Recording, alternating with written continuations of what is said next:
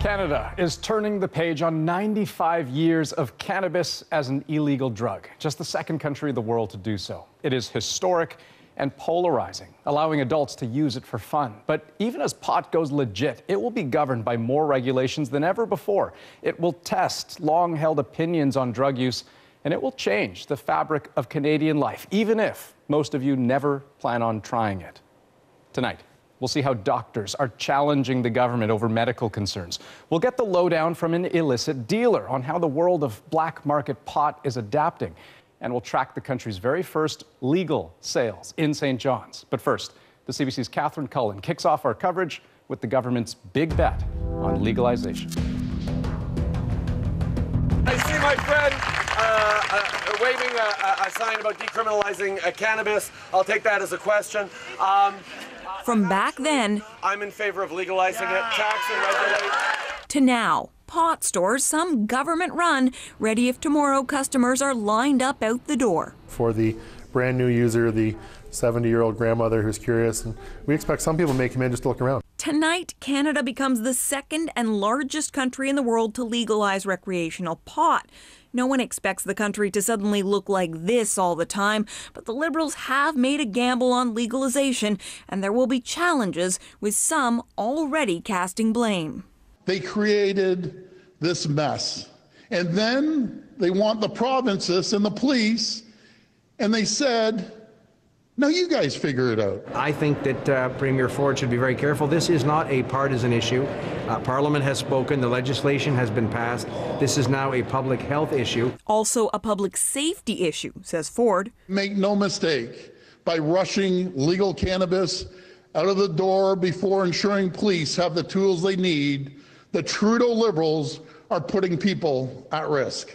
Problem is, that's not what police say. I'm here to tell Canadians that the police are ready. Hey there, how you doing? There are concerns about whether there are enough officers specially trained to catch high drivers, whether the tough new laws to punish them will actually be used, and the Liberals authorized new saliva tests to help detect high drivers, but many forces aren't buying them, citing the cost and questioning how well they'll work in the cold.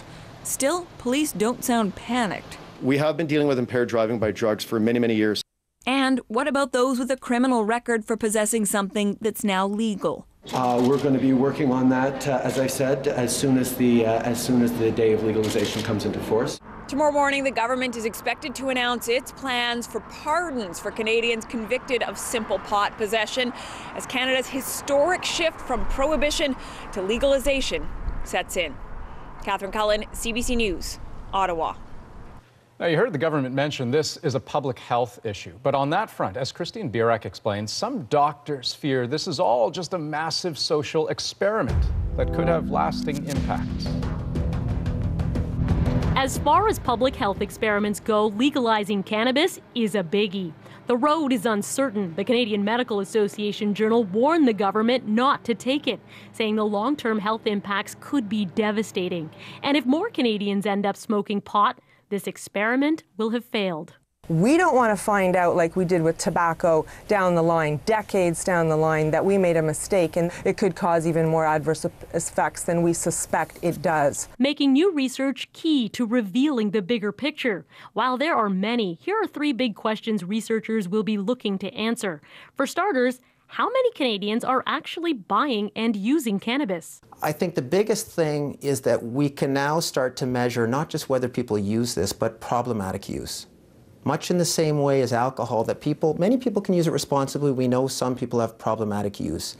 That's where the conversation will go for cannabis. For young people, pot is still illegal, but about 1 in 5 teens has smoked it anyway. Depending on how often they use it, cannabis can impact their brain development. Youth experts have learned hard lessons from tobacco and alcohol. They'll be keeping track of who is selling pot where and how is it being marketed. Corporations are pretty capable of arranging things and packaging things and promoting things in a way that, they're not directly advertising to young people, but it does appeal to young people. A group that's being heavily targeted in the marketing of pot is seniors. They're also the fastest growing group of cannabis users. Researchers want to know, how will cannabis impact the health of seniors? They might be taking other prescription drugs, and we don't know a lot about how cannabis interacts with other prescription drugs. So I'm particularly interested in monitoring the seniors group as well as the youth and everybody in between. So are many other countries around the world. They too will be watching this massive experiment with pot to learn from our successes, and doctors fear our failures. Christine Birak, CBC News, Toronto.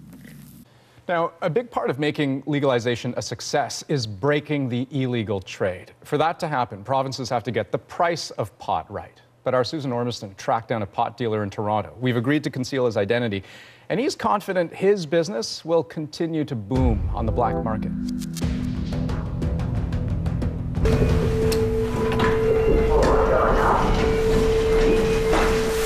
I would call myself a cannabis entrepreneur. I obviously work within what is considered the black market. We agreed to call him Marcus. He has been wholesaling weed in Ontario for a decade, illegally. And he doesn't intend to stop.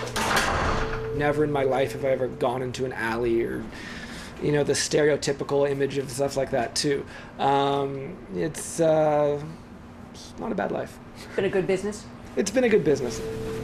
The federal government wants to rout out people like Marcus, predicting that it could grab 25% of black market sales at first and maybe 50% by the end of the year. Marcus disputes that.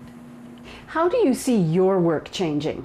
2/3 of my customers have indicated they plan on either continuing selling in the market themselves or have interest to continue to buy from it. I haven't heard too many people who have a real interest in going over to the new legal market. This is a Gorilla Glue crossed with a Girl Scout cookies. This is a phenomenal piece of marijuana. Unfortunately, in the legal system, they tend to chop everything up to put it into their containers, and people don't like that. I understand. Boiled down, it's higher quality and lower price, he says. A dealer, for example, could sell this for $200 an ounce at that price, still make $50. In the legal market, this would probably be $300. Is one of the ways to keep your market is to undercut the government price? I believe my prices are already undercutting the government price. And the truth is, yes, prices can drop even farther. Organized crime made $8 billion on this last year, and if we take 50% of it away, we take $4 billion out of the hands of organized crime. That's a good day's work. Do you agree with that? I would, except that I don't believe that it's all organized crime. I feel that they are saying that everyone who sells weed is an organized criminal. So I think that is their boogeyman talking point. The weed culture that sustained Marcus is going corporate now. So although cannabis activists are celebrating legalization, they don't want to hand over their tidy, profitable business with its big demand, little overhead, and no taxes. That's $5,000. And why do you have that kind of cash? Well, to show you guys, and I'm probably going to buy something on my way home tomorrow, because I'm going to make the trip efficient. Who really owns the new legal cannabis? Where is this money really truly going? They've almost created a new legal government-backed cartel. They have armies of police and lawyers and government officials to basically force people to buy their product. So overall, I think legalization is a good thing, but I believe it is being unfairly rated by kind of the government and the corporations at the expense of the small player.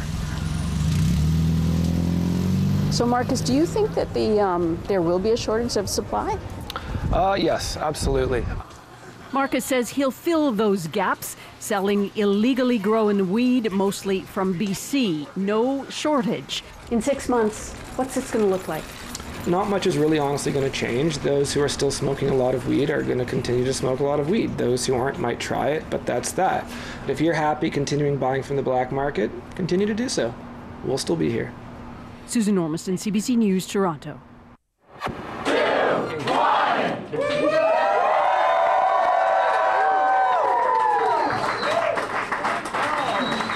Job done.